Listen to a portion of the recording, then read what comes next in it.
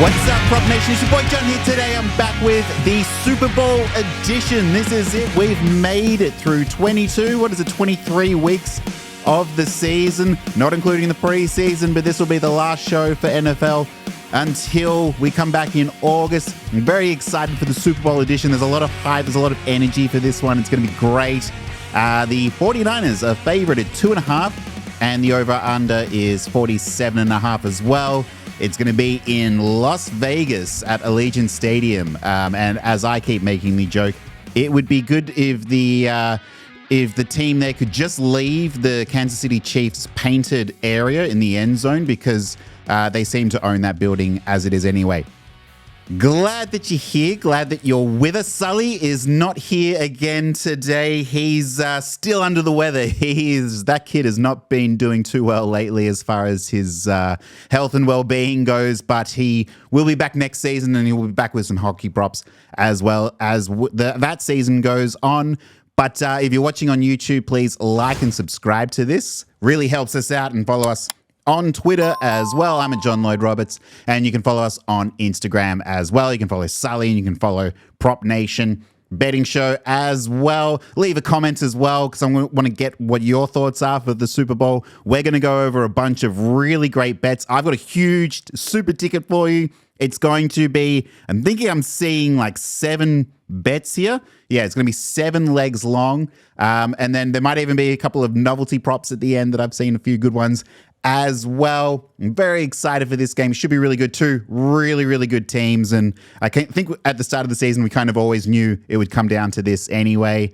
But let's get into it. We'll start with a couple of injuries to report. Joe Tooney did not practice. He's got a pec issue. Apparently he might play, but I'm not sure. Charles Omenihu is out.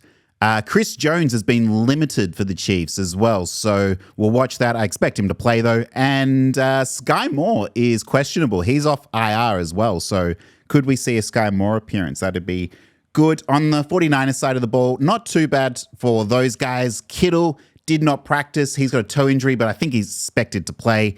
And Aiyuk Armstead is similar. He's got like a knee and a foot issue. Did not practice, but he could also play as well. Let's get into these teams now. We'll start with the Kansas City Chiefs defense and how they've been going. They've had a fantastic season. They have, for the most part, it's got to be said, they have been carrying this team for the most part. They've been very good against opposing quarterbacks as far as passing yards go. They've been good at stopping touchdowns. They haven't allowed more than more than one touchdown in a game since, their bye week in week 8, other than that one Green Bay game. So that's been really good. They've been able to keep scoring down. Teams have still had to throw on them, so passing has been over as well, because teams need to still keep pace, because they are the Kansas City Chiefs. Wide receiver ones have really struggled against the Chiefs as well. Other than last week, Zay Flowers obviously had a big game. That was very strange. So I'm sort of expecting a tough game for Brandon Aiyuk. I'm looking more Deebo's way in this matchup. There's going to be a bunch of Christian McCaffrey angles to take as well. And then as far as tight end goes, Kittle's been too inconsistent for me at the moment. So they've been a bit back and forth. So I'll stay off that one. But we'll get to the other side of the ball with the San Francisco 49ers defense. They have been interesting. So they have been giving it up in recent weeks. They've had some good games, but it's been more likely against inferior opponents. You can see Washington struggled against the 49ers, but that's not really surprising to anyone.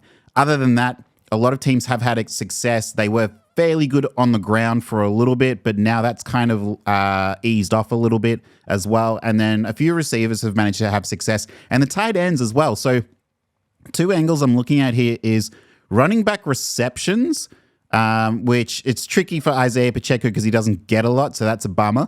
And then tight end receptions as well is another angle I'm looking at. And this could be a fairly big Travis Kelce game, which will be interesting. We'll dive into that as well. As far as the over-under goes, the Chiefs for the most part have played most of their games recently under. 49ers have been a little bit over. And the Chiefs have done a damn good job covering. Whenever they're underdogs, they seem to just cover. They've got an insane hit rate there. They're underdogs again, and that's why I personally like the Kansas City Chiefs to win this game here. Never bet against Mahomes is my motto. And also, I just want to see the 49ers lose as a Seattle Seahawks fan. So we'll start off here with the quarterbacks. And as far as Patrick Mahomes goes, he's got a line of 262 at the moment, and he has only gone over his prop line once in the last 5 games, is that? And for the most part, he has had a really up and down season. So this one, I'm staying off this one for this game. I would, if anything, bet the under for Mahomes, but there's a few overs as far as receiving that I like. So I personally don't want to bet against Mahomes. The 49ers defense, they have been giving it up lately to receivers and to the quarterback position, especially if there's a high pass attempt total. So from that perspective, I'm scared of Mahomes to bet any unders. I'm not probably going to do that. You could look at passing touchdowns over. He has had one or more in basically every single game this year, except for a couple at the start of the season when they were really struggling. So there could be something there if you like the 47.5 over under. His pass attempts, I've listed it down, but I'm not looking that way. Same with completions. They've struggled. It's 25.5 for completions, and they've even struggled to get over 24 as far as the last few weeks have been. So not really looking that way either. And then his rush attempts, he usually likes to rush in big spots. Having said that, he hasn't done too much for the playoffs and in towards the end of the regular season. So rushing yards, I'm also looking under for Mahomes, but I'm staying away from that one. For Brock Purdy, he is an interesting cat, isn't he? Because he has had some really high passing yards over the last couple of weeks. Sometimes he hits them, sometimes he doesn't. He's had some big games. So the inconsistency there, I'm going to stay away. If anything, you could look at potentially, I think I saw on Tab. So you're getting about 246, 247 in most places on like Sportsbet, Bet365. On Tab, you can get up to 250. Chiefs defense is really, really good. So I don't mind betting under 250 for Brock Purdy there. The ones that I am looking at though is under for pass attempts, which is currently at 30.5. And that is the best line you can get at any book. And pass completions is at 20.5. I like the under there. And on Tab, where most overs are, where most higher inflated lines are, you can get 21.5. So if you like the under there, if you like any unders, Tab is the place to go to bet unders because they're usually a bit higher than all the other books. So 21.5 looks good there. And they also have Patrick Mahomes at 30.5 rushing yards. I really like the under for that. So maybe get a cheeky little under Mahomes rushing of 30 there. That's a really high line for someone who hasn't been doing a hell of a lot of rushing of late. We'll jump now over to the running backs, and this is where I think there is a lot of value to be had between Isaiah Pacheco and Christian McCaffrey. A lot of these offenses has been funneled through these two players on both teams. We know the Chiefs have struggled passing the ball all season. It kind of never went away, even though they did perk up a little bit last week and in the playoffs. And then same with the San Francisco 49ers, or you can call them the San Francisco Christian McCaffreys. Pretty much everything funnels through him. Which is why I'm not going to get into the MVP debate about Brock Purdy or whatever, but if anything, I think it is worth noting that Christian McCaffrey would be the MVP of that team. So, with that said, Isaiah Pacheco for rushing yards, he's getting 67.5 on Sportsbet. That's a really nice line for betting over. He's gone over 65 or more every single week since week 11, except for week 16. There was a couple of games he was injured in there as well. Or you can get 15.5 rushing attempts. Through the playoffs against Miami, he had 24 rushing attempts. The next game in the divisional round, he had 15. So that's exactly the line. And then last week against the Ravens, he had 24 rushing attempts again. So 15.5 is a nice number. You can get 15.5 on Sportsbet and Tab. And that's interesting to see that Tab is one of the lower ones for that particular one. So you might actually get some juiced value there if you bet that one on Tab as well.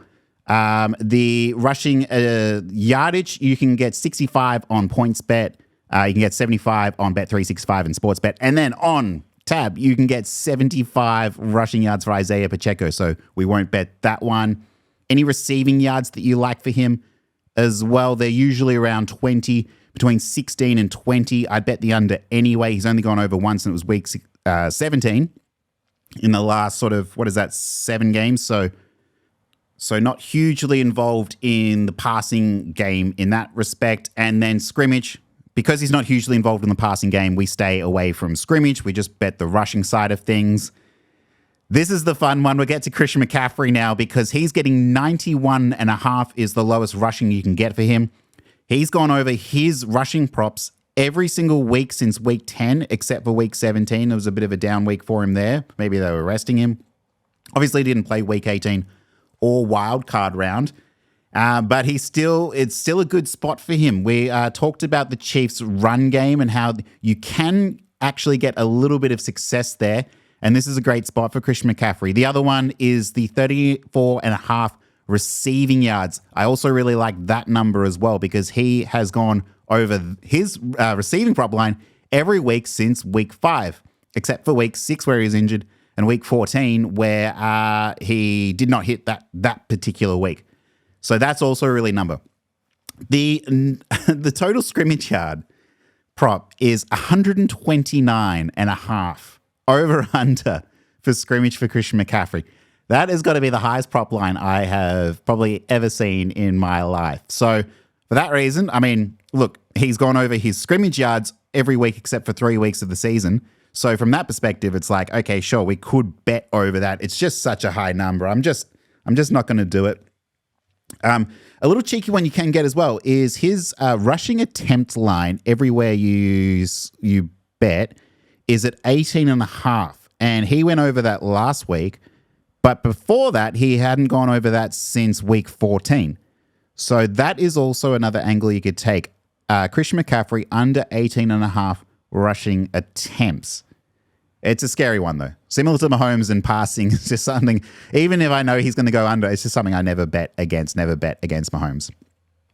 We'll jump now into these receivers, and there's a few good ones. We'll start with the Kansas City Chiefs because I quite like Rashee Rice in this spot. We talked about the San Francisco 49ers defense, and their corners have started to be a bit leaky over the last, 4 games. Most receiver ones have had success there, similar with tight end. So I do like Rashee Rice in this spot. I do like Travis Kelce, who's really come on. He's become playoff Kelce, I guess you could call him. And that's why I don't want to bet the Mahomes under passing because over 6.5 catches for Rashee Rice is a really nice line. And over 71.5 receiving yards for Travis Kelce is the bet I think I'm going here. Yeah, the 6.5 catches for Kelce, I'm staying off. But the receiving yards I do like. I do also like Marquez Valdez-Scantling over 1.5 receptions. It's terrifying, but he has actually come on in the last couple of weeks. He's had at least 1 catch in every single game he's played since week 12, except for week 16 where he wasn't involved at all. But he has sort of started to get it together. Come on, this is the biggest spot for him. And I think if he wants to keep his job, this is where he really needs to show up. So I'm willing to put some money on MVS over 1.5 receptions, but not the receiving, the 20.5. No, thank you. The other one is Noah Gray. And Noah Gray has, similar to Marquez Valdez-Scantling, had at least 1 catch in every single game since week 12. So he's getting 1.5 receptions as well. But that's not what I'm actually betting with Noah Gray. What I did see is on PointsBet, he's got a receiving line of 10.5 receiving yards. I would rather bet that because let's say you could either get the 2 catches, sure, and he might get it. But I think he could actually get the 10.5 receiving yards that he needs more likely than the 1.5 receptions. So if anything, I might actually bet the receiving yards for Noah Gray there. The other one we talked about, okay, so Kadarius Toney and Sky Moore. So Sky Moore is limited, so we're not getting any lines. We're not getting any lines for Kadarius Toney as well because we don't know if he's going to play. And I don't have Justin Watson here as either. I'm sorry. It's just, he's kind of always been really like boom and bust, and there's just nothing there, no angles that I really want to bet. Kadarius Toney, there's no angles that I want to bet there, even if he plays, even though he was insane in the Super Bowl this time last year. And then Sky Moore, we haven't seen enough of him to really warrant any decisions there either. We'll finish off with the San Francisco 49ers, and this will be interesting because the Chiefs' defense is really good against receivers. Purdy, we'll see if he's able to overcome some of the Steve Spagnuolo,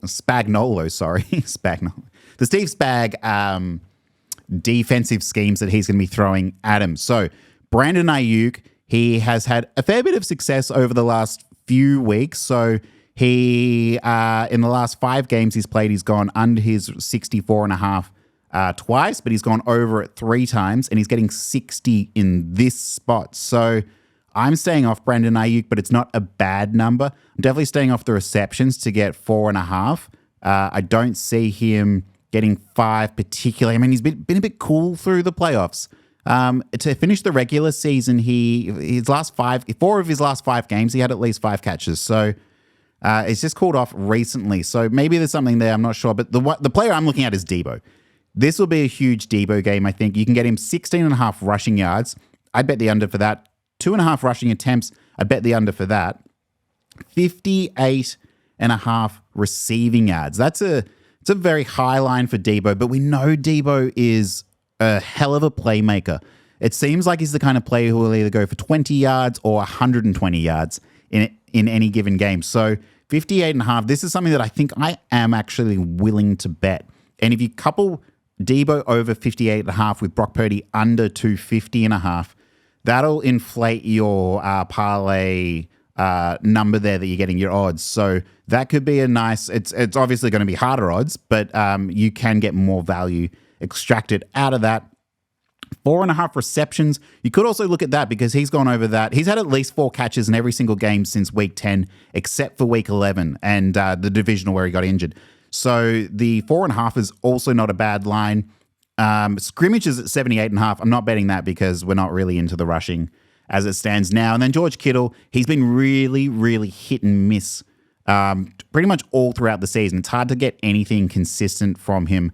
And just looking at the Kansas City Chiefs, look, they could give it up to Kittle, but he's kind of been a stay away for me. I did like him last week against Detroit, and he didn't come through for us, which was a bit annoying. But so for that reason, I'm kind of going to stay off Kittle, even though I realize that this could be a really big spot for him. I mean, if you look at his season from week 7 through to week 16, he went over his receiving prop line of 38.5 every single week except for week 12. So he was really, really involved. But then in the last couple of games, we haven't seen it as much. And now the 49.5 line is a huge line. So it'll be tricky to see what we like there. So if you want, you can get Deebo over receiving on PointsBet at 55.5. SportsBet and Bet365 have him at 58.5. Aiyuk is up to 65 on Tab, but you can get 60 on PointsBet and Bet365 as well. And then through the Chiefs receivers are all pretty much in the similar area, unless you want the difference between Travis Kelce on Tab is 80.5 and Bet365 is 71.5. So if you like the over, you're betting on Bet365 at 71.5. If you like the under for Travis Kelce, you're betting on Tab at 80.5. All right. Now, there are a couple of Taylor Swift novelty prop bets that I like here. I'm on Tab at the moment, which I thought might be worth a little bit of a mention. First one, Kelce to propose to Taylor Swift. Yes or no? Yes is getting $10. That'd be great. Second one, Taylor Swift to be shown during the game. Over 7.5 times. That's juiced as well. I quite like that over 7.5 times. So 8 times throughout the game. She doesn't actually get a lot of screen time. So I think she had a grand total of something like 24 seconds in the last game. So it could be under 7.5 times, might be good. And that's juiced to $2.15 on Tab. The Super Bowl MVP to mention Taylor Swift in their speech. Yes is getting $10. I actually wonder if there'd be any value there. I don't think so. Usher to perform a Taylor Swift song at halftime. Yes is getting $10 as well. Taylor Swift to be shown during halftime. show. That's Yes is $2. So apparently there's a good chance that they'll show Taylor Swift at halftime. Taylor Swift to be shown during the anthem. Yes is getting $2.50. Don't mind that one as well. Who is shown first in the national anthem? Is it Travis Kelce or Taylor Swift? Travis Kelce's getting $1.30. I do like Travis Kelce there. Andy Reid to mention Taylor Swift in his Super Bowl podium speech. So the interesting thing about this, right, is first of all, the Chiefs have to win in order for that to happen. So not only do you think, is the Kansas City Chiefs going to win, then it has to be that Andy Reid's going to mention Taylor Swift, which when we saw that funny photo on Twitter of them pointing at each other after the game last week, that was quite cute. Quite enjoyed that. Taylor Swift performs at the halftime Kelce Super Bowl MVP. I don't even know what that is. It's $201. That doesn't make any sense. Taylor Swift to wear a Travis Kelce jersey. That's $1.75. She has pretty much done that with the jacket of Kyle Juszczyk's partner. So I think that is likely. And that's $1.75. So that's a good one. When will Taylor Swift be first shown on camera? So we've got first quarter, second quarter, third quarter, fourth quarter, and then not shown at all at $15. First quarter, $1.40. That's I think that's pretty obvious there. Touchdown or Taylor? Touchdown scored, a live Taylor Swift shot. Okay, so I don't understand what that is. Paid on what occurs first. Taylor Swift being shown on camera during the broadcast game from the opening kickoff to when the clock hits 0, or the first touchdown being scored in Super Bowl. Okay, so is it going to be Super Bowl first, or are we going to see Taylor first? Okay, and that's a coin flip. That's $1.87 any way you slice it. I think it's going to be a low-scoring first quarter, so I would bet Taylor Swift there. Taylor Swift color lipstick. Red is $1.05, so there's no value to be had there. To catch a Swift. Travis Kelce reception, $1.50. Live Taylor Swift shot, $2.50. I think Travis Kelce will catch a reception before they show Taylor Swift there. Taylor Swift multis. Okay, they're just jamming a whole bunch of them together. Whose touchdown is it really? Over 5 seconds, under 5 seconds. Paid on the amount of seconds before Taylor Swift is shown on camera. Oh, gee, that's very convoluted. Anyway, a lot of fun ones to be had there. There's a few good ones that I might actually put in the ticket. But let's finish up the show. Let's get into this ticket, this super ticket, 7 legs. Okay, I'm going to go Brock Purdy under 250 passing yards. I like that. I like the Chiefs' defense. Isaiah Pacheco over 65.5 rushing yards. I really like that. I'm going to couple that with Pacheco over 15.5 rushing attempts. If he can get up to 24, we are sitting pretty.